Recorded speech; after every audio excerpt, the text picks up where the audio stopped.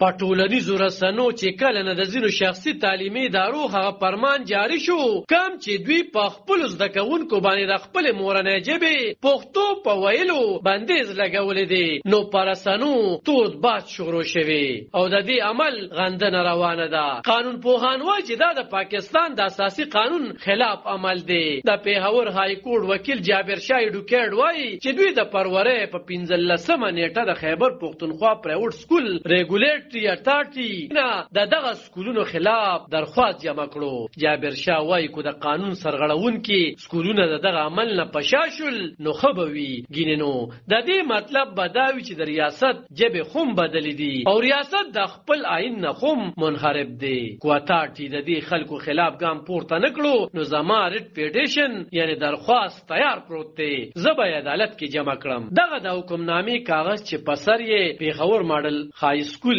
لیکل دي په انګریزي ژبه لیکل شوی دی او پکې د زده کوونکو د کورنۍ کار په یوه برخه کې د هغوی میاندو پلارانو ته ویل شوي دي چې په سکول کې ماشومانو په پښتو کې خبرې وکړي نو 100 روپۍ پې جرمانه لګېدلې ده. څېړونکي وایي چې د شخصي تعلیمي ادارو د عمل سره د ملګرو ملتونو د تعلیمي او کلتوري ادارې یونسکو تړونونو ته هم زیان رسېدلی دی، په کومو کې چې په ریاستونو د ژبو پرمختګ فرض کړی شوی دی.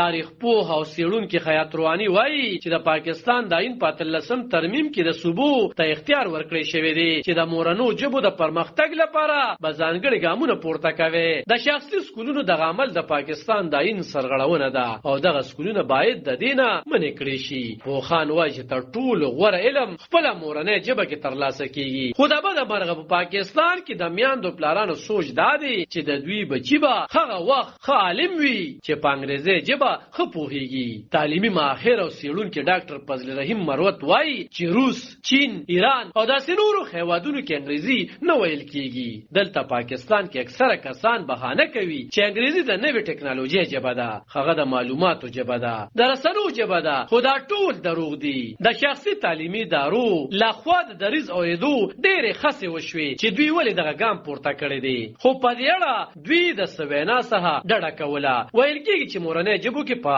خبرو نه یوازې دغلته په زده کوونکو بندیز دی بلکې استادان هم په خپلو مورنو ژبو کې خبرې نشي کولی. علب خان شیرپو، دلبر نیوز 400.